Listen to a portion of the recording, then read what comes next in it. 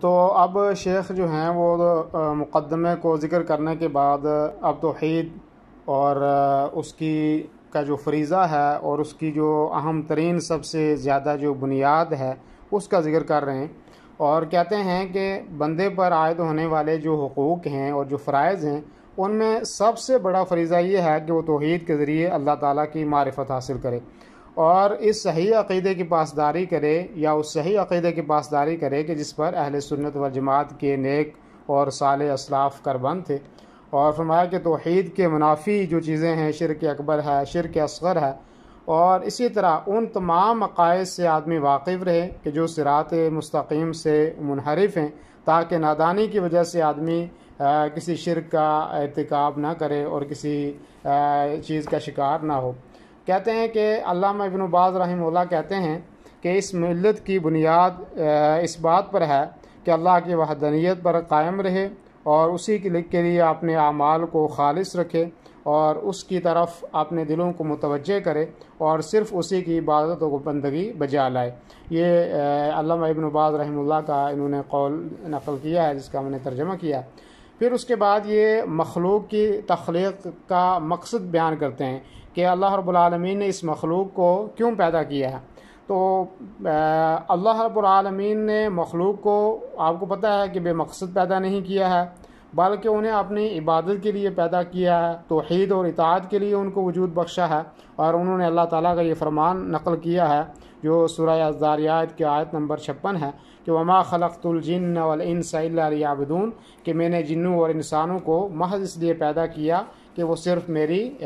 بندگی کریں۔ تو یہ دلیل بھی انہوں نے ساتھ میں دی ہے کہ انسانوں کو اللہ تبارک و تعالیٰ نے کیوں پیدا کیا ہے۔ اب اس کے بعد جو ہے دوسری آیت انہوں نے ذکر کی ہے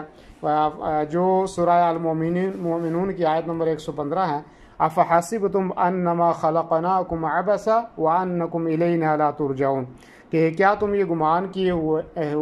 تم نے یہ گمان کر لیا ہے کہ ہم نے تمہیں یوں ہی بیکار پیدا کیا ہے اور یہ کہ تم ہماری طرف لوٹائے ہی نہیں جاؤ گے، کہ آپ یہ سوچتے ہو کہ انسان کو بے مقصد پیدا کر دیا گیا ہے اور یہ اللہ کی طرف دوبارہ یہ انسان لوٹ کے نہیں جائے گا۔ اس چیز کا انہوں نے ذکر کیا ہے۔ پھر سورہ النساء کی آیت نمبر 36 کا انہوں نے حوالہ دیا، فرمایا کہ وَاعْبُدُوا اللَّهَ، اللہ تعالیٰ فرماتا ہے وَاعْبُدُوا اللَّهَ وَلَا تُشْرِكُوا بِهِ شَيْئًا، کہ اللہ تعالیٰ ہی کی عبادت کرو اور اس کے ساتھ کسی کو شریک نہ کرو۔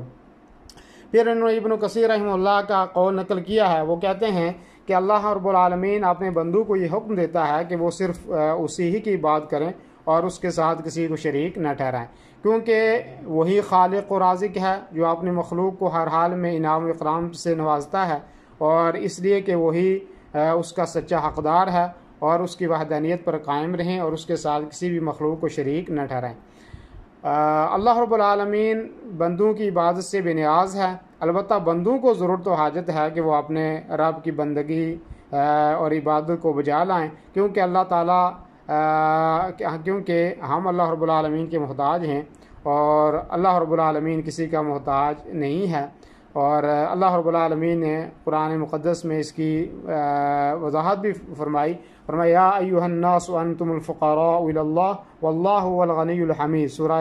فاطر کی آیت نمبر 15 ہے کہ لوگو تم اللہ کے محتاج ہو اور اللہ بے نیاز خوبیوں والا ہے۔ تو جب بندے کا دل اللہ کی عبادت اور اخلاص کے ذائقے سے آشنا ہو جاتا ہے تو پھر اس کے نزدیک کوئی چیز اس سے زیادہ شیریں نہیں ہوتی اور لذیذ و عمدہ نہیں رہ جاتی ہے۔ سب سے زیادہ اگر بندے کو عبادت اور اللہ کی توحید سمجھ میں آ جائے تو اس کے نزدیک سب سے اہم اور ضروری چیز اس کے نزدیک یہی ہوگی۔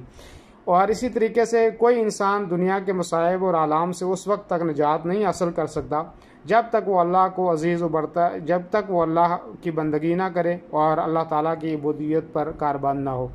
تو ضروری ہے کہ انسان اللہ تعالیٰ کو اپنا معبود اور اپنا رب اور خالق سمجھے اور اسی کی عبادت کرے اور اسی سے جو ہے اپنا دل لگائے۔ اور پھر انہوں نے یہ بھی ذکر کیا ہے کہ اللہ نے رسولوں کو جس مقصد کے لیے بھیجا ہے اور جس غرض سے کتابیں نازل فرمائی ہیں وہ صرف یہ ہے کہ ایک اللہ کی عبادت کی جائے اور اس کے ساتھ کسی کو شریک نہ ٹھہرایا جائے۔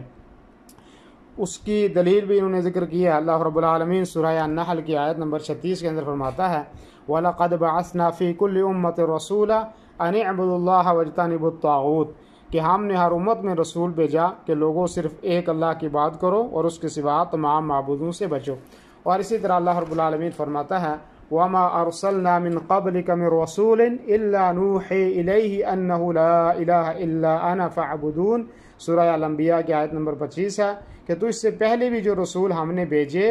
ان کی طرف بھی یہی وحی نازل فرمائی کہ میرے سوا کوئی معبود برحق نہیں ہے، بس تم سب میری ہی عبادت کرو۔ تو یہ اللہ رب العالمین نے اپنے رسولوں کو کیوں بھیجا؟ اس لیے کہ لوگ صرف اللہ رب العالمین کی عبادت کریں۔ اسی طریقے سے مخلوق